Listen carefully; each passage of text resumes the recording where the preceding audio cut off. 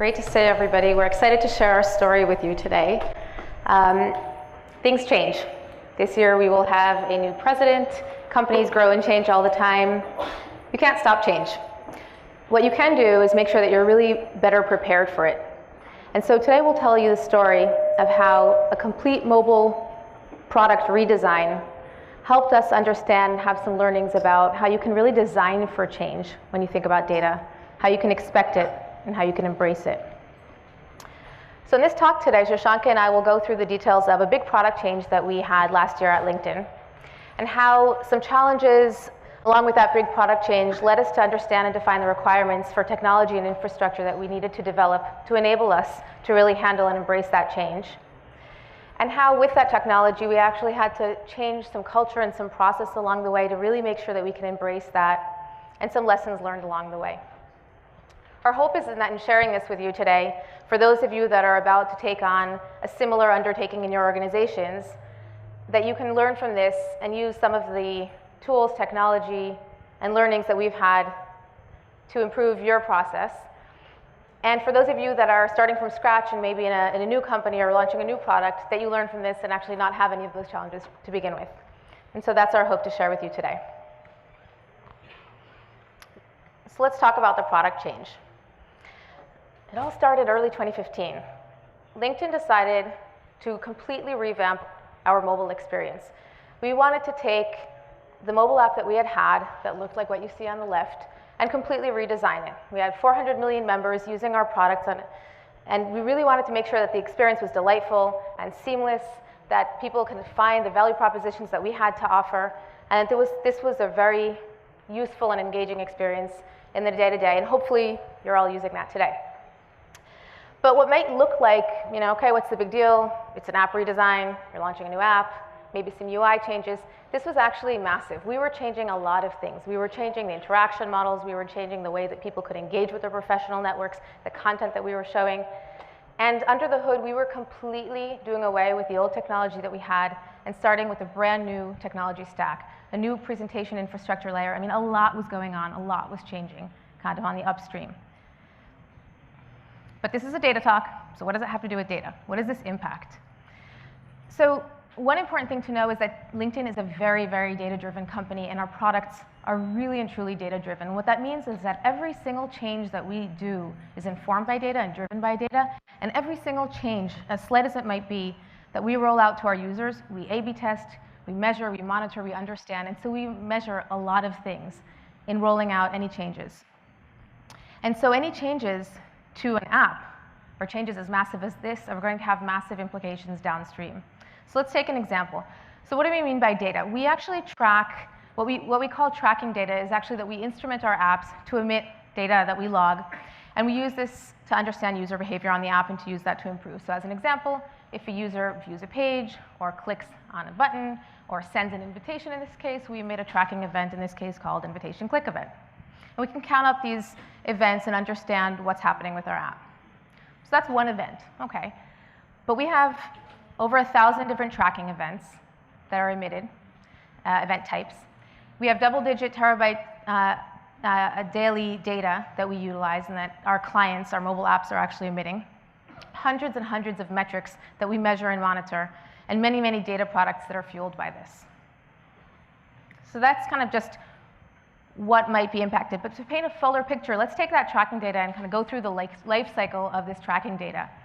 So our clients, our mobile apps, our desktop app, they're all emitting this tracking data. And this data is being produced. So you go from production to transport to consumption in the life cycle of data, right? The production is happening on the apps. That data gets emitted. In this case, let's say we're putting it into Hadoop, put it into Teradata, put it into a bunch of different storage systems. And then who are the consumers? The consumers are kind of two different categories. We have member-facing data products, so products like people you may know, jobs you may like, groups you may be interested in. These are data products that are using the data on an ongoing basis, real time, and showing this data back to our users within our products. And then you have business-facing usage, consumption of the data for things like dashboards, reports, our A/B testing platform, experimentation, insights, analytics, a variety of different ways that we consume data. If you think about then the teams and the people that are using this, what we're talking about here is LinkedIn's flagship product, our mobile product, all of the ways by which people are using this data. So to some extent, the whole company is actually a consumer of this data internally. Everyone is using this data to understand our members, our clients, performance, behavior. And so there's a lot of consumption. So if we think about the teams going from production transport to consumption, we're talking about many, many people, hundreds scaling up to thousands. We're now a 10,000 person company and growing. So we have, on the production side, app developers. We have product managers and engineers and test engineers. On the infrastructure teams, we have the Hadoop team, the Kafka team, the data warehouse team, to name just a few. And then we have, on the consumption side, analytics and relevance engineers. We have salespeople and business development. I mean, a lot of people are consuming this data to make decisions. So if you think about, well, how does this data actually get used? It's a lot of production code and a lot of scripts, all of which is relying on this tracking data upstream. And so any change to the data production, a massive rewrite of our mobile product upstream, is going to have massive implications on the whole data ecosystem downstream. So this was going to be a big change. So let's look at an example of what one metric script looks like to make this a little bit more real. So how do we calculate something that we care about, which is profile views? Okay? Millions of people around the world are looking at LinkedIn profiles on a daily basis. How do we compute that? So when the company started, we had a generic event called page view event. Basically, if you're viewing a page, we emit this event. And you see it has a bunch of stuff like the member ID, the timestamp, the app name. In this case, a unique identifier for this page called the profile page. So that's the page key. Okay, so the metric script basically is counting up, right, summing the page view event where page key equals profile page, and that's fine. So in terms of who did this work, some analyst wrote this script and is basically counting up the page views that's emitted in the raw data. But what happens when a new profile page launches? Okay, well then we're counting up profile page. We're not counting up new profile page. So suddenly the metric starts dipping, right? And you're looking at a dashboard and you suddenly think like millions of people around the world are no longer looking at profile views. Well, obviously that's not the case. Somebody has to go and update the script to reflect the change and to incorporate not just summing up profile page, but also new profile page, right? So this isn't great because now you have kind of wrong data. You can go and you can backfill it. A better scenario would have been if when the product manager or an engineer was going to go launch this new page, they went and talked to the analyst and say, hey, in advance, go update your script because some new stuff's coming down the pipeline and you have to catch it, right? So when the company is small, this can work, right? Basically, those two people have a conversation, you update the metric script, the new page goes live, and kind of nothing happens. But as the company starts to grow and evolve, and as you have more and more people producing and consuming data, this starts to become difficult. So let's look at an example that's a little kind of hairier in terms of why it gets difficult. So, sometimes you also evolve metrics and you realize like we don't actually want to be counting up cases where I'm looking at my own profile. We only want to count up instances where I'm looking at somebody else's profile. You update the metric to reflect that by making sure that the member ID is different than the viewee ID. So what is this kind of little bit on the red? Well, this is a generic event, this page view event. And initially, when the company started, we said, let's enable people to really iterate fast, track a lot of stuff. And so we had this tracking info thing. It was basically a bag of key value pairs where you can kind of shove data in that you wanted to track so you could use it at a later time. And that's fine. That let the team really iterate fast. And so as data producers wanted to track new data, they would log things in these key value pairs. But then what happens when you have different teams emitting different things that kind of roughly mean the same thing? You have one team with profile ID, lowercase, one team with uppercase, one team slightly different, and suddenly the poor analyst at the end of this has to write metric code that looks like this, right? Catching a bunch of stuff that's roughly the same, but really not standardized because different teams emitted different types of events. So this gets hairy. That's not so bad. This is pretty bad. Like this is what it evolves to. You kind of get this pathological code that is hard to maintain, basically impossible to maintain, very fragile, and clearly will break. And nobody did anything wrong here. It's just things evolved. The company changed. More and more teams were emitting more and more events. And you suddenly kind of come to say, we need to move to a better place, right? Changes upstream by the producers are clearly going to break things downstream by the consumers, and through no fault of anybody's. The producers might not really be aware of the consumers are not really aware of the changes coming down to them in the data pipeline. And so you have to start thinking about how do you make this data pipeline a little bit more standardized, evolve. And so one of the ways to do that is actually to evolve into better data models, right? So to think about structuring your data in a way that it actually is maintainable, and basically enabling, via good schemas, a maintainable data pipeline. And so in this case, right, you move from tracking info, which is just kind of key value bag, non-schema, to a more structured format. Okay, so the problem is doing this for all of your data is a pretty massive change. And so the question that we were faced with, if we're going to change the entire production, our whole mobile app, all of the data, should we change everything to schema and structured and standardized? Like, that would be great in terms of the pain points that we had experienced, but that's a big undertaking. And could we take that on? Because that would be changing hundreds and hundreds of metric scripts. And so the question was, well, how much work is that? And so we really evaluated that, which was not easy in and of itself to understand who are all the data consumers out there, right? Like, do you email the whole company? Do we have ways? So we had some tricks of how to get this, but it actually wasn't an easy process. But what we did is we evaluated and said, okay, there's really two options here. We keep the old tracking and have producers emit the old kind of bad non-schema data, which would save the consumption migration. Or we could evolve. We could really spend time doing proper data modeling, proper schemas, each of the teams really spending time thinking about how we structure their data to get us to a better spot, and pay down some modeling technical debt.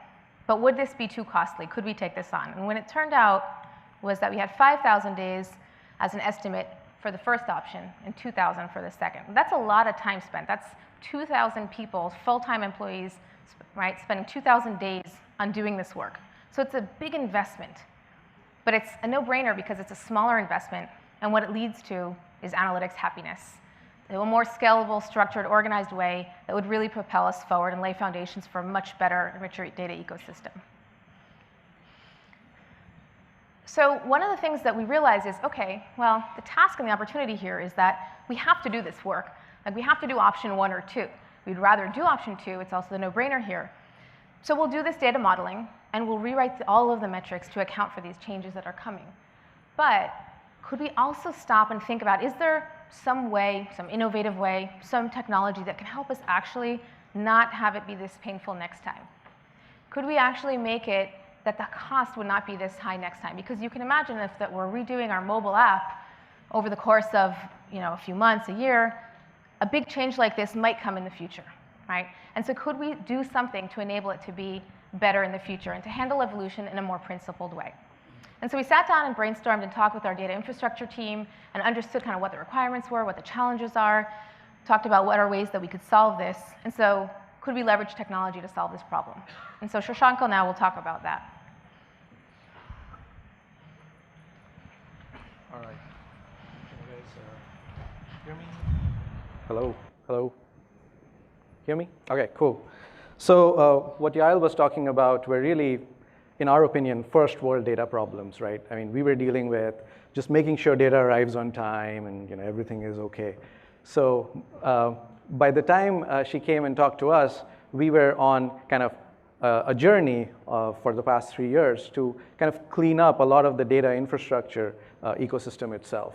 And so what I'm going to talk about first is not exactly how we solved this particular problem, but kind of the journey we were on for the past 3 years, the ecosystem changes that we were making, and specifically the forces that were shaping the metrics ecosystem or the reporting ecosystem at LinkedIn at around this time. So this is what the metrics ecosystem at LinkedIn looked like 3 years ago. It was a big alphabet soup of tools and technologies, and it was all amazing because everyone could pick the best tool for the job. But it led to a lot of pain for the company as a whole, right? Because the operations and infra teams, of course, were completely stretched thin, supporting and maintaining all of these different technologies. But there were other interesting problems as well. There were execs who were getting reports from, say, a Tableau dashboard, right? And they would look at the metric, and it looked kind of not so nice, and then they would ask for kind of a more detailed breakdown, which maybe came from an internal tool, right? And that showed a different story. And so half the time you're not sure if one dashboard is telling the true story or the other. And of course, the reasons for this were many. Some of them has to do with the fact that the source data for these pipelines was not the same. In some cases, some of these technologies had bugs, a bunch of different problems at different stages, which would essentially result in dashboards that don't line up. And so it led to this diminished trust in the whole metrics or reporting ecosystem. And so we kind of, as the infra team as well as the data warehousing team, looked at it and said, can we actually standardize? Can we simplify some of this diversity and give both execs, analysts, and relevance people what they actually need? And so we obviously abstracted the problem away and said, guess what? There are just 5 stages of all of these data pipelines. You create data, you ingest it in, and then you process it, and then you put it in some store for serving, and then finally you visualize it, right? And if you've got an amazing system, you can skip 1 or 2 of these stages, but in general, you have to think of them as kind of a 5-stage pipeline. So we started with obviously, the first stage, which is creation of data. We built Kafka to ingest all of our logs, and then we built a distributed database called Espresso, where we moved pretty much all of our database data. And when you look at the tracking data set, which is kind of the thing that Yael was talking about, this is what the end-to-end data picture looks like. You've got these client devices on the mobile phones or even the browser on your desktop, and they're emitting events continuously, everything you're doing, right? And they're coming into a tracking front end, which turns around and makes sure that the time is right and things like that, and writes it to Kafka. There are also services that are rendering things like your recommendations, deciding what search results to show you. And they're also recording what they did and why they did it, so that we can understand why we showed a page that we showed to you, and everything around that. But at the same time, we also have monitoring tools that are looking at the events coming out constantly to make sure we have the right number of them, they look right, and things like that, to make sure that the quality of data in the tracking ecosystem is good. So okay, we did something good with tracking. We standardized the SDKs for how mobile apps are built, so that tracking events are standardized and correct. But then we have a second problem of actually ingesting all of this data into Hadoop. And I lied a little bit when I said we pipe everything into Kafka. I mean, large percentage of our data sets are there. But actually, we have a much wider ecosystem. We have tons of external third-party systems we connect to. We have lots of databases that provide us hourly or nightly dumps. And we built this unified ingestion framework called Goblin to actually gobble in all of this data into Hadoop and manage it for us, and does format conversions and data quality and stuff like that. And it does about hundreds of terabytes a day, thousands of data sets, and it handles about 80% plus of our data ingest. We're using it for Hadoop to Hadoop copies at this point, so it's kind of becoming a data management layer for us. It's open source, a bunch of companies are using it. And so it has helped us standardize our ingest problem kind of in a big way. But once you ingest all of this data, now you have to process it, right? And different teams have different preferences when it comes to processing on Hadoop. LinkedIn actually has quite a few. We obviously started out very early, so it was MapReduce and Pig. But then over years, we've added on processing engines. And when we looked at it and said, hey, can we just have one silver bullet to solve this whole problem? We realized that it was hard. There are skill set issues. There are also just some languages are nicer to write ETL code in, and some other languages are nicer to write engineering, machine learning code in, right? Some processing engines have sweet spots, like some can do streaming really well, and some can do machine learning really well. So this space is innovating quite a bit, and we didn't want to force one solution on the whole ecosystem. But there are opportunities for standardization, and I'll get back to that in just a little bit. So we process all of this data, and now it has to get visualized for reporting. But just Hadoop by itself is not that great for putting a dashboard on top and just getting analytics out of it. We also have member-facing products like Who Viewed My Profile, where the latencies have to be very low milliseconds, and we want to be up all the time. And we ended up building a system to solve this particular need for us. And it's called Pinot. It's a distributed, multidimensional OLAP store. It's got columns, indexes, columnar storage. We took away joins because we wanted to keep the latencies down. And it allows us to ingest data both from streaming systems like Kafka, as well as from batch systems like Hadoop. And what it does is basically allows us to have a single way to query and analyze all of this data using standard analytics queries. And we use it a ton across the whole site. So you as a member of LinkedIn will see it because who viewed my profile, and a bunch of analytics apps we have on the site are powered by Pinot. And we internally use it for internal apps like reporting and dashboarding. And one of those reporting apps is actually something called Raptor. And what we've done is standardized it. So yeah, we open sourced Pinot. It's in production at LinkedIn and Uber. Raptor is something we built to make it easy for us to visualize the data that we had on Pinot, and that's kind of evolved to become the de facto reporting dashboarding solution at LinkedIn. And what we realized is we kind of went through this step of standardizing our processing systems, our serving systems, and our visualization system. And this allowed us to say, hey, can we then build a reporting platform on top of it? So we built this thing called a unified metrics platform. Remember I talked about all of these divergent sources of truth and having this problem with different dashboards looking somewhat different. The goal of the unified metrics platform was to say, I'm going to be the single source of truth for metrics logic at the company. Everyone writes code in this platform, and then dashboards and everything look the same. You're always comparing apples to apples. The way this works is an analyst or an engineer, anyone can write metrics logic, and they essentially check out the UMP or the Unified Metrics Platform repository, write a new metric logic, and deploy it back in. And the UMP harness, which sits around the metric script, then runs it. So we kind of separated out the logic writing from the operations and services part of it, right? So it's run as a centralized pipeline with tiering. It's reading data from Hadoop and writing the aggregated data out to Pinot as well as HDFS. The Pinot data gets used by Raptor to visualize. So basically in one standardized layer, you've got the UMP script, reading data from HDFS, writing to Pinot, and then Raptor visualizing it. So that's our reporting pipeline. But these data sets are useful even by themselves. So they are written back to HDFS, and then a lot of downstream analysis can now happen off of these standardized data sets. If you have ad hoc analysis that you want to do where you want to run a Presto query and join this with something else, you can do that. Experiment analysis runs off of this. Relevance can run off of this. So in a way, we've kind of centralized the source of truth for all of our metrics logic in this one place. And when Yael talked about this whole problem of, hey, we've got this big change coming, let's scope out what the change is on the downstream ecosystem. Actually, the stuff that was in UMP was easy to scope out, because it was, you go into the repository, you check all of the scripts that are looking at this data. It was kind of easy. The hard part was the stuff that wasn't in it. And in fact, that's what we decided. When we write the new metric scripts, we're going to put everything in UMP. So this is the overall kind of standardized end-to-end data ecosystem with infrastructure pieces and the platforms on top. But what we realized was, even though this number was feasible to compute, we didn't like the number itself, one. And two, we didn't like the fact that we would have to do it again if we launched a new big change. And so we were dealing with essentially this problem. You've got old data sitting on the right-hand side, and that's going to stay on for years and years because we're going to do historical analysis and all of this stuff. And you have new data coming in that's like a tsunami, but it doesn't crash all at once. You've got mobile apps that people are going to upgrade over months.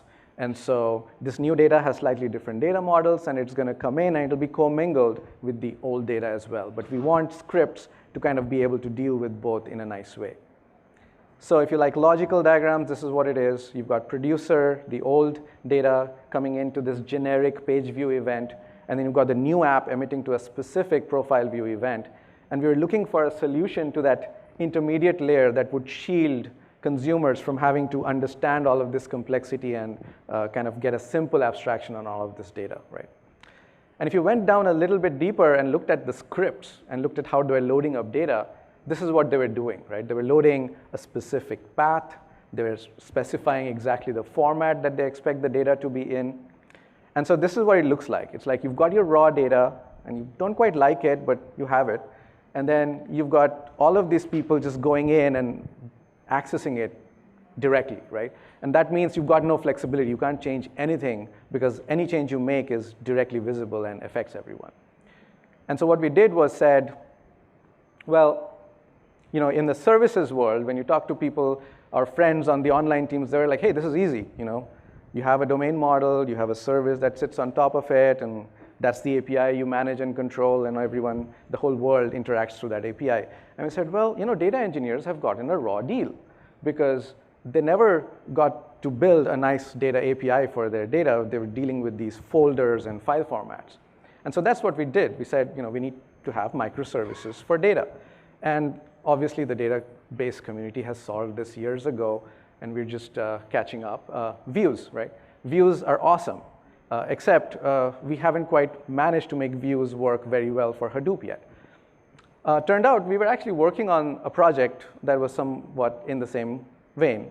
We called it DALI, not because it's surreal to attempt something like this, but because it stood for Data Access Layer for LinkedIn. And the goal was basically to abstract away all of these underlying physical details and allow users to focus on the logical details. And so we said there's a logical file system that abstracts away all of our different clusters that we operate. And then we have a logical table and view abstraction that sits on top of it. Once you have views, the problem gets solved pretty easily. That intermediate layer is just a view that's pulling in the relevant data from page view event and unioning it with the data that's coming in from profile view event. And there you have the LinkedIn profile view, and then all of the downstream consumers can go against that. And this is just solving for a single app, right? We have multiple apps like this. We have the India app, the China app, the job seeker app that also shows profiles. And so when you zoom out, this is what you get. You get an ecosystem of multiple views that are operating at different levels. And we were a bit worried about this for a while because we thought, well, is this going to lead to like another big unmanageable mess?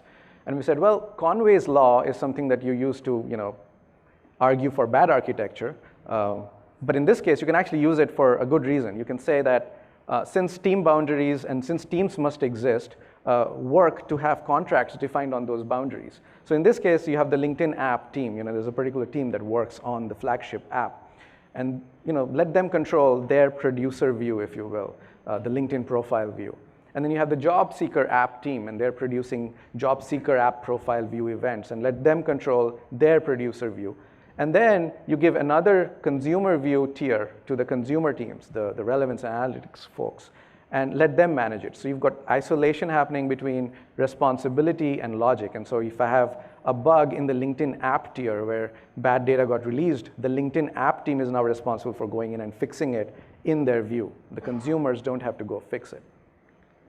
If you care about the implementation details, we can go into detail maybe after the talk. We leverage a lot of Hive to build this. Hive has a lot of great ideas. It tries to make Hadoop look like a database. But remember, we had like every other system at LinkedIn that we needed to make work on top of this. So we leveraged some of that, made it work for MapReduce, Spark, Scalding, Hive, Pig, Spark. Those are kind of our things that we focused on. And this is what happens to a script. You went from this load statement that looked like this to a load statement that looks very similar.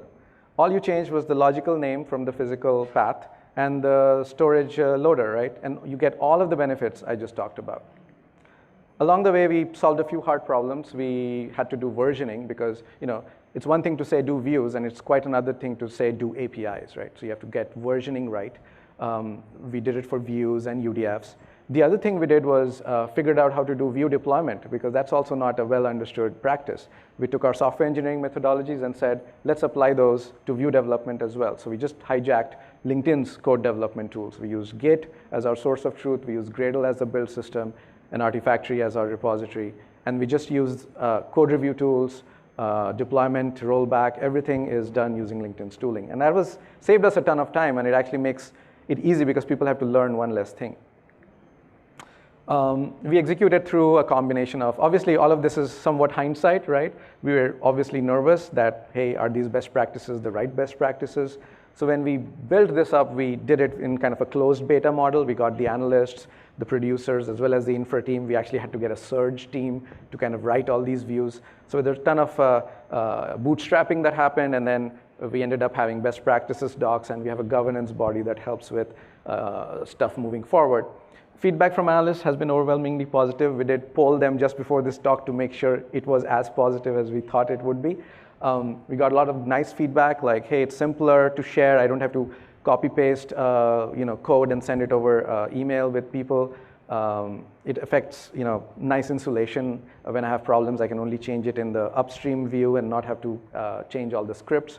but also some negative stuff, right? It's harder to debug where the problems are now because there's one more layer. If something breaks, is it because of the script or is it the view? The good news is, we can address that through tooling. So those are things that we're working on. State of the world today, we've got more than 100 of these on the left side, so producer views, and then more than 200 of the consumer views, more than 30% of UMP metrics, actually close to 1,000 metrics use DALI views or DALI data sources, which is kind of mind-boggling. And about 80 unique tracking event data sources. And these represent like the most important logical events at LinkedIn, like profile views, messages sent, searches, invitations sent, and things like that. All right, so what's next for DALI? Well, we want to do this for streaming as well, because we solved this for the batch world, got all of our frameworks covered, and now people are saying, well, I would love to have the same standardization layer apply to my streaming computation as well. So that's kind of active work. We want to materialize selectively so that we can pay that trade-off between latency, where as soon as the data arrives, I can read the view, versus materialize and save the cluster some compute resources. We want to look at Hive in a bit more detail. We got a ton of leverage and time to market by using Hive at a lot of places. And now we're looking for alternatives for some of these places, because maybe we can get a faster engine to do some of our view execution or things like that. And open source at some point. And on top of that, there's a data quality framework that we want to attach to DALI data sets, because it allows consumers to really express the expectation that they have, right? We talked about this concept of contracts, and we're saying that, hey, views are contracts. But effective contracts are ones which are well specified, and a schema by itself may not be well specified enough. If something is a string, does it mean it contains arbitrarily large strings, or does it only contain URNs, right? Does it only contain LinkedIn member URNs? Those are things we want this data quality framework to be able to monitor and assert. All right, but technology is just one piece of the puzzle. So I'll let Yael come back and talk about culture and process. Great. So when we heard about this idea and started talking about it, like, DALI views, that sounds great. A data API, fabulous, right? Like, we no longer have to be kind of hashtag victims of the data. We can define what we want. We know what we want to see. We know what data we want to use. We know how it should look, how we want to use it. Of course, we should be able to specify these rules and semantics and syntax and contracts and have the producers own it, right? And like step up and say, hey, yeah, this is what we promised to give you. And if it changes, we'll take care of that. And you won't be suddenly kind of like, this data has changed on me. What do I do with it? So that all sounded great. And DALI's was a technology to help us do that. But a lot has to happen, right? Infrastructure can enable, but the realizations that we had in thinking through all of this was that culture is really going to be what preserves it. And we had to do some work taking, we talked about this kind of code, right? And how this evolves as teams evolve, and as you don't have schema structures. And so you have to work your way to better data modeling. And how do you do data modeling? Like, who's going to do the data modeling? And who's talking to who to make sure that we're kind of capturing the right things and we understand, again, the syntax and semantics and the intent of what the data should look like. And so we really wanted to have a way to put together best practices and tools and process and culture to have basically a good data culture, a really strong data culture. And so when we kind of looked at the challenges and the issues and the pieces, we really broke it down into these three pieces. So to have a great data ecosystem and a great data culture that can really handle change in a company of our scale, again, where you have over 10,000 employees, and so you have hundreds of engineers and hundreds of analysts and just a lot of people in this data ecosystem end to end, you have to do three things.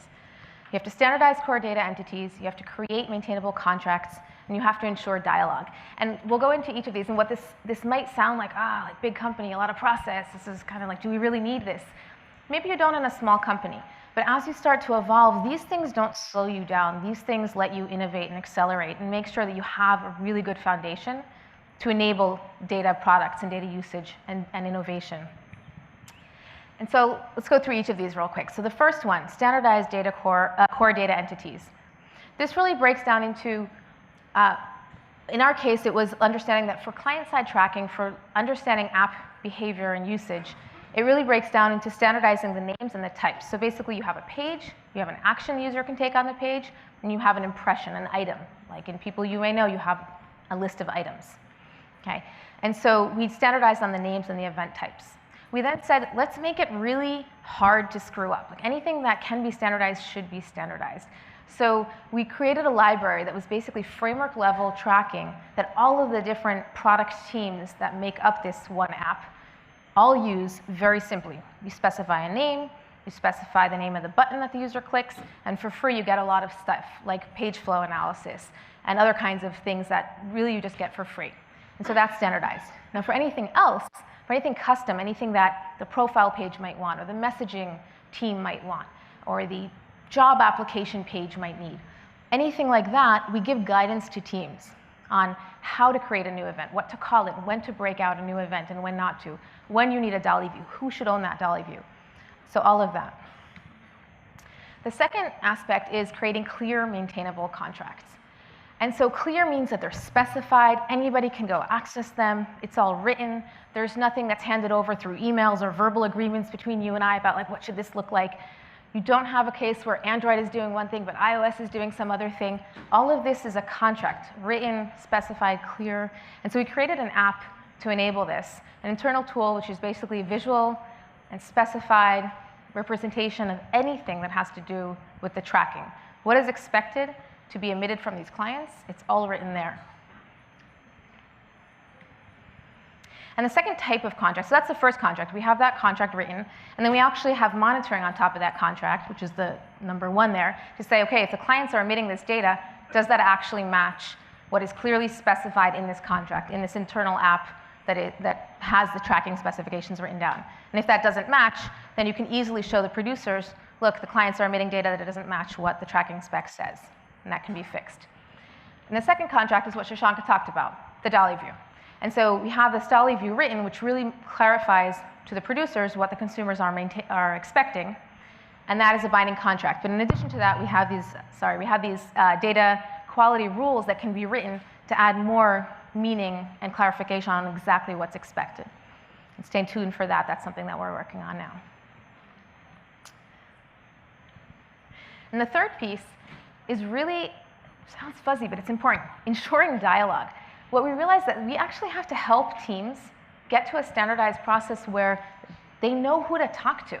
Like you have to bootstrap from something. So if you have to do some custom tracking or some thought process about how to model your data in the best way, and you want to get this as right and standardized as possible to set yourself up for success, people actually need to know who to talk to. So in this particular case, who are the consumers of the data, the analysts, like the actual names of the people, in case they're not already working closely together. Who are the product managers? Who are the engineers? Who are the test engineers? And to instill a process by which you actually facilitate them talking to each other so that the consumers can very proactively define, here's the data we want, here's what we want it to look like, here's how it should show up, here's what we're expecting, here's what will break if we don't do it that way. And the producers can say, here's what we can do. We can do this on Android, we can't do this on iOS, we can do this on web. What do we do to make that standardized? How can we approach this? So having all those people in a process, so we actually have a step-by-step process that seemingly feels like more process, but in practice, it's been amazing because suddenly the teams are iterating faster, things aren't breaking, they're in a really good state. Hashtag analytics happiness. So this has been great. Basically instilling this communication path for them. And we trained people on data modeling and data standards. And so now everyone is aware of this end-to-end pipeline that we talk about from producers to transport to consumers. And people understand who is impacting who. And so that's been great. So it's been a year since we've been on this journey, roughly. We're still going through our journey. And there's definitely some learnings that are worth sharing. So firstly, it's actually important to step back and say, like, do you need to solve something at the culture and process level or at the technical level? Right? And sometimes you need to do both. So that's actually important, spending time with the right people to think through what works in your organization, what doesn't, and what you need. If you can automate it, should you? If you can tool it, should you? Should you invest there? Is that what's going to help? Or is it something else? Is it education or training? The other thing we realized is this was a big change. And this was, in the end, what kind of pushed us into taking on this big opportunity to just change our data ecosystem and bring it to a much better state. So it's a big opportunity. Did it have to be this? Did we have to have this big mobile app change to institute all of these changes? No, and you can probably do it without it. It definitely, in our case, pushed us over the edge to, enough is enough, we're going to do things the right way for good. But in lieu of that, what can help is also having a way where you're really making this kind of invisible cost that your organization is incurring or that you as consumers are incurring very visible. You can actually quantify what is the wasted efforts of not doing this investment. And that was some lessons learned. We actually spent some time quantifying what have been the impacts of not making this investment and what would the impacts be if we continued down this route. And so that really led to affecting the change. On the technical side, building tooling to support this culture change. So in the beginning, for example, our tracking specs were in a wiki. We were like really excited, let's put all of the tracking specs in a wiki. At least there, it's all written and standardized with a standardized template. But obviously, a wiki is going to go out of date very soon. The clients are going to emit data that has nothing to do with what the wiki says. Who knows how to fix that? So that was a clear stepping stone for us in we have to build this app that helps us manage this. So tooling can really help ensure culture change. What Shirshanka talked about is working hard to make sure that any layer has as little friction as possible. And finally, we've proven that virtual views on Hadoop data actually works. And stay tuned for more on the Dolly views. But it's been a great thing. So again, for a great data ecosystem that handles change, it's really these three things that we talked about. And then you might ask yourself, how do we know if we succeeded? Was this a good thing? We did a ton of investment. Was this good? First, you have the anecdotes that Shirshanka shared about what the analysts have said about the Dolly views. But the second thing is for anyone who's seen our recent announcement, this year we took on another huge product change, massively redesigning our desktop experience, which will come to you sometime soon. And so did the Dolly view stuff and the culture change stuff and all this thing that we've been talking about help? Yes. This year has been amazingly smooth and incredibly different than what it was last year because we laid all of these foundations for handling change. It was smooth, it was clear, we based all of our successes of last year and did it again this year, and it was nothing like the investment that we had to undertake last year. So we really set ourselves up for handling change. Thank you.